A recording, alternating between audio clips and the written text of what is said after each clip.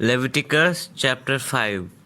If anyone sins because they do not speak up when they hear a public charge to testify regarding something they have seen or learned about, they will be held responsible.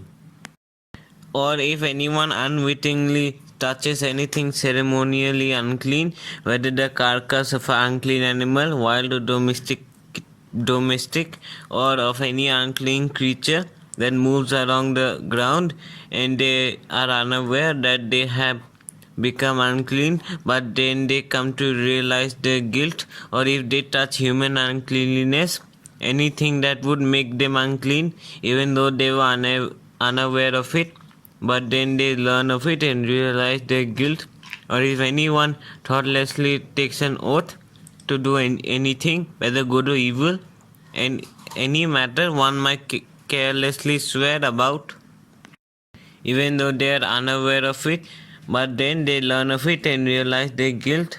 When anyone realizes their guilt in any of these matters, they must confess in what way they have sinned, and as a penalty for the sin they have committed, they must bring to the Lord a female lamb or goat from the flock as a sin offering, and the priest shall make atonement for them for their sin.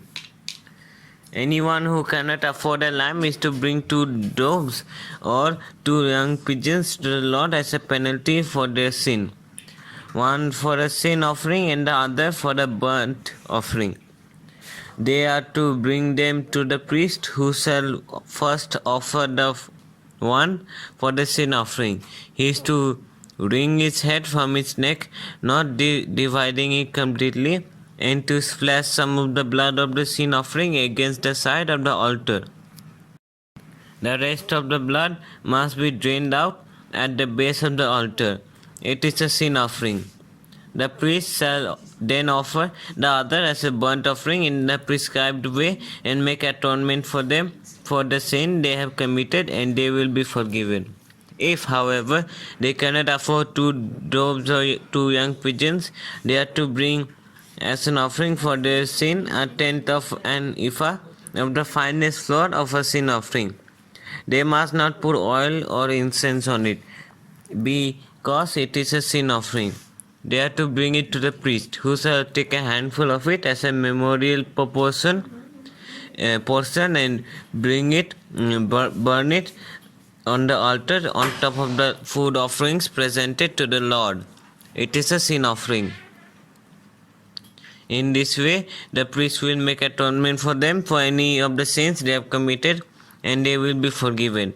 The rest of the offering will belong to the priest, as in the case of the grain offering. The guilt offering. The Lord said to Moses, when anyone is unfaithful to the Lord by sinning unintentionally in regard to any of the Lord's holy things, they are to bring to the Lord as a penalty a ram from the flock, one without defect and of the proper value in silver, according to the sanctuary shekel.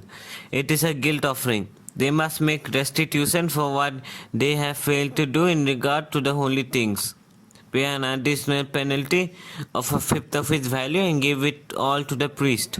The priest will make atonement for them with the ram as a guilt offering, and they will be forgiven.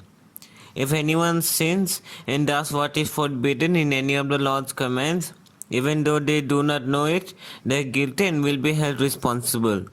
They are to bring to the priest as a guilt offering a ram from the flock, one without defect and of the proper value. In this way, the priest will make atonement for them for the wrong they have committed unintentionally, and they will be forgiven. It is a guilt offering. They have been guilty of wrongdoing against the Lord. Leviticus chapter 6.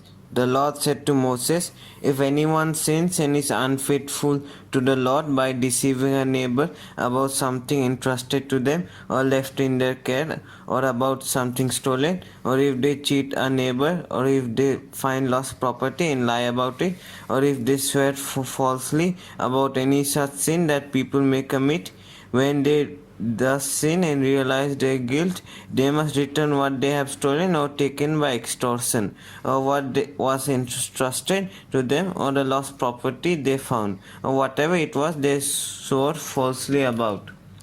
They must take restitution in full at the fifth of the value to it, and give it all to the owner on the day they present their guilt offering. And as a penalty, they must bring to the priest, that is, to the Lord, their guilt offering, a ram from the flock, one without defect and a proper value. In this way, the priest will make atonement for them before the Lord, and they will be forgiven for any of the things that they did that made them guilty. The burnt offering. The Lord said to Moses, "Give Aaron and his sons this command. These are the regulations for the burnt offering. The burnt offering is to remain on the altar hearth throughout the night till morning, and the fire must be kept burning on the altar. The priest shall then put on his linen clothes with linen undergarments next to his body, and shall remove the ashes of the burnt offering that the fire has consumed on the altar, and place them beside the altar. Then he is to take off these clothes and put on others, and carry the ashes outside the camp to a place that is ceremonially clean. The fire on the altar must be kept burning. It must not go out. Every morning the priest is to add firewood and arrange the burnt offering on the fire and burn the fat of the fellowship offerings on it. The fire must be kept burning on the altar continuously. It must not go out." The grain offering. These are the regulations for the grain offering. Aaron's sons are to bring it before the Lord in front of the altar. The priest is to take a handful of the finest flour and some olive oil, together with all the incense on the grain offering, and burn the memorial portion on the altar as an aroma pleasing to the Lord. Aaron and his sons shall eat the rest of it, but it is to be eaten without yeast in the sanctuary area. They are to eat it in the courtyard of the tent of meeting. It must not be baked with yeast. I have given it as their share of the food offerings presented to me. Like the sin offering and the guilt offering, it is most holy. Any male descendant of Aaron may eat it. For all generations to come, it is a perpetual share of the food offerings presented to the Lord. Whatever touches them will become holy. The Lord also said to Moses, "This is the offering Aaron and his sons are to bring to the Lord on the day he is anointed. A tenth of an ephah of the finest flour as a regular grain offering, half of it in the morning and half of it in the evening. It must be prepared with oil on a grindle. Bring it well mixed and present the grain offering broken in pieces as an aroma pleasing to the Lord. The son who is to succeed him as anointed priest shall prepare it. It is the Lord's perpetual share and is to be burnt completely. Every grain offering of a priest shall be burnt completely. It must not be eaten." The sin offering. The Lord said to Moses, "Say to Aaron and his sons, these are the regulations for the sin offering. The sin offering is to be slaughtered before the Lord in the place the burnt offering is slaughtered. It is most holy. The priest who offers it shall eat it. It is to be eaten in the sanctuary area, in the courtyard of the tent of meeting. Whatever touches any of the flesh will become holy, and if any of the blood is spattered on the garment, you must wash it in the sanctuary area. The clay pot the meat is cooked in must be broken, but if it is cooked in a bronze pot, the pot is to be scoured and rinsed with water. Any male in a priest's family may eat it. It is most holy. But any sin offering whose blood is brought into the tent of meeting to make atonement in the holy place must not be eaten. It must be burned up." Leviticus chapter 7. The guilt offering. These are the regulations for the guilt offering, which is most holy. The guilt offering is to be slaughtered in the place where the burnt offering is slaughtered, and its blood is to be splashed against the sides of the altar. All its fat shall be offered, the fat tail and the fat that covers the internal organs, both kidneys with the fat on them near the loins, and the long lobe of the liver, which is to be removed with the kidneys. The priest shall burn them on the altar as a food offering presented to the Lord. It is a guilt offering. Any male in a priest's family that may eat it, but it must be eaten in the sanctuary area. It is most holy. The same law applies to both the sin offering and the guilt offering. They belong to the priest who makes atonement with them. The priest who offers a burnt offering for anyone may keep its hide for himself. Every grain offering baked in an oven or cooked in a pan or a griddle belongs to the priest who offers it, and every grain of offering which is mixed with oil or dry belongs equally to all the sons of Aaron. The fellowship offering. These are the regulations for the fellowship offering anyone may present to the Lord. If they offer it as an expression of thankfulness, then along with this thank offering, they are to offer thick loaves made without yeast and with olive oil mixed in. Thin loaves made without yeast and brushed with olive oil, and thick loaves of the finest flour, well kneaded with olive oil mixed in. Along with their fellowship offering of thanksgiving, they are to present an offering with thick loaves of bread made with yeast. They are to bring one of each kind as an offering, a contribution to the Lord. It belongs to the priest who splashes the blood of the fellowship offering against the altar. The meat of the fellowship offering of thanksgiving must be eaten on the day it is offered. They must leave none of it till morning. If, however, their offering is the result of a vow or is a free will offering, the sacrifice shall be eaten on the day they offer it, but anything left over may be eaten on the next day. Any meat of the sacrifice left over till the third day must be burned up. If any meat of the fellowship offering is eaten on the third day, the one who offered it will not be accepted. It will not be reckoned to their credit, for it has become impure. The person who eats any of it will be held responsible. Meat that touches anything ceremonially unclean must not be eaten. It must be burned up.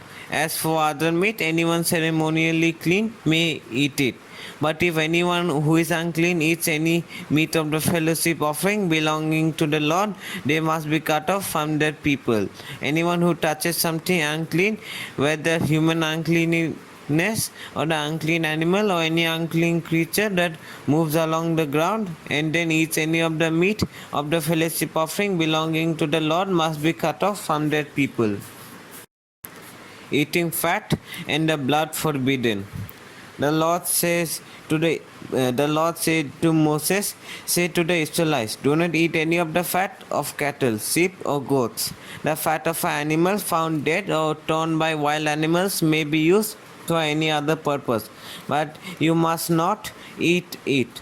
Anyone who eats the fat of an animal from which a food offering may be presented to the Lord must be cut off from their people. And whenever you live, you must not eat the blood of any bird or animal. Anyone who eats blood must be cut off from their people." The priest said, "The Lord said to Moses, say to the Israelites, anyone who brings a fellowship offering to the Lord is to bring part of it as their sacrifice to the Lord. With their own hands they are to present the food offering to the Lord. They are to bring the fat together with the breast and wave the breast before the Lord as a wave offering. The priest shall burn the fat on the altar, but the breast belongs to Aaron and his sons. You are to give the right thigh of your fellowship offerings to the priest as a contribution. The son of Aaron who offers the blood and the fat of the fellowship offering shall have the right thigh, as is said. From the fellowship offerings of the Israelites I have taken the breast that is waved and the thigh that is presented, and have given them to Aaron the priest and his sons as their perpetual share from the Israelites. This is the portion of the food offerings presented to the Lord that were allotted to Aaron and his sons on the day they were presented to serve the Lord as priests. On the day they were anointed, the Lord commanded that the Israelites give this to them as their perpetual share for the generations to come. These then are the regulations for the burnt offering, the grain offering, the sin offering, the guilt offering, the ordination offering, and the fellowship offering, which the Lord gave Moses on Mount Sinai in the desert of Sinai on the day he commanded the Israelites to bring their offerings to the Lord.